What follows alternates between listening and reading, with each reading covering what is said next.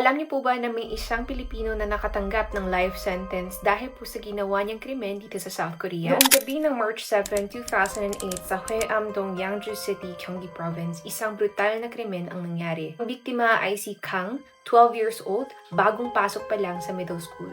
Ang salarin, si Villegas Junperial, isang 9-year-old Filipino illegal immigrant na 7 taon nang naninirahan sa Korea na walang papeles. Base po sa investigasyon, galing po si Junperial sa isang foreigner-only club sa Dongducheon at lasing na makita niya ang batang mag-isa sa bahay. Kinuha niya po ang isang malaking kitchen knife mula sa bahay ng kanyang kapatid na sobrang layo. Bumalik sa bahay ng biktima at pinilit palabasin yung bata. Ikinaladkad niya ang bata at tinangkang kahasin. Ang lumaban at makatakbo si Kang, hinabol po niya, hinila sa buhok at sinaksak ng 13 beses sa lieg, dibdib at tiyan. Hindi pa doon natatapos, inapakan at sinipa pa niya ang katawan para siguraduhin na wala na itong buhay. Ang lahat ng ito ay nangyari sa loob ng ilang minuto. 3 oras matapos, isang batang kapitbahay ang nakadiskubre sa katawan ni Kang, isang makitid na eskinita.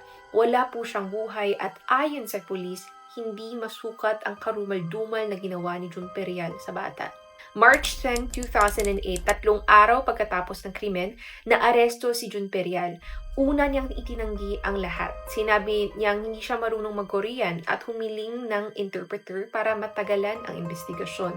Pero nang lumabas yung mga ebidensya, kabilang ang dugo ng biktima na natagpuan sa sapatos ng kanyang kapatid, napilitan siyang umamin. April 20, 2008, hinatulan po siya ng life imprisonment sa Uijeongbu District Court dahil sa walang awang pagpatay matapos mabigo ang pagtangkang panggagahasa.